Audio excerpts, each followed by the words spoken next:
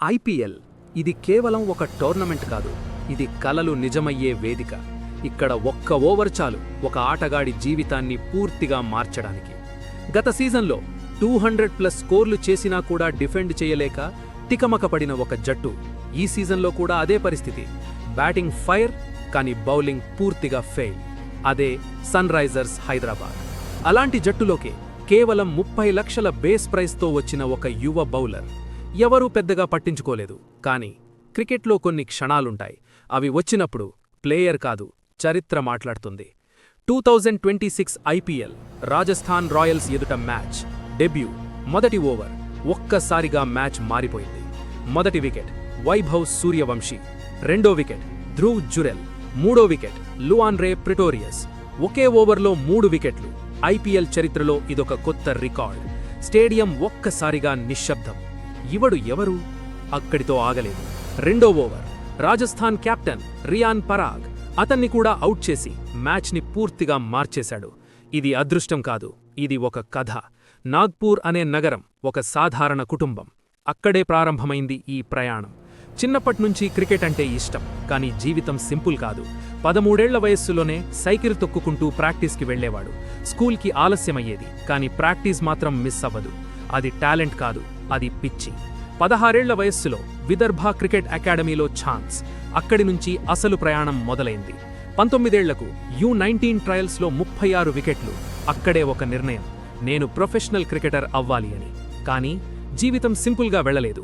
Covid, అన్నీ ఆగిపోయాయి. కానీ అతను ఆగలేదు. ఇంకా కష్టపడాలి అనుకున్నాడు. అక్కడి నుంచి ఎంఆర్ఎఫ్ పేస్ ఫౌండేషన్. అక్కడికి వెళ్లిన తర్వాత తనలో ఎంత లోపాలున్నాయో తెలిసింది.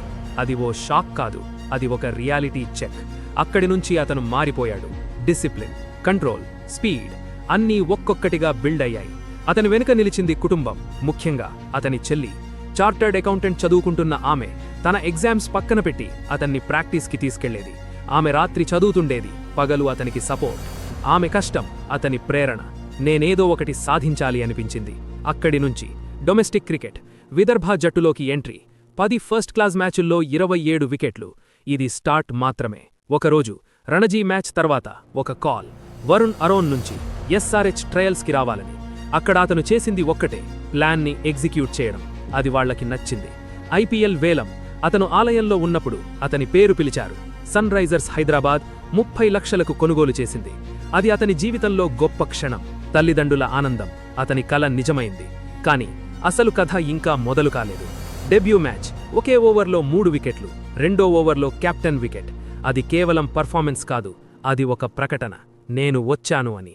ఇప్పుడు ప్రశ్న ఒక్కటే, ఇది ఒక మ్యాచ్ మ్యాజిక్ మాత్రమేనా, లేక ఐపీఎల్కు కొత్త స్టార్ వచ్చేశాడా?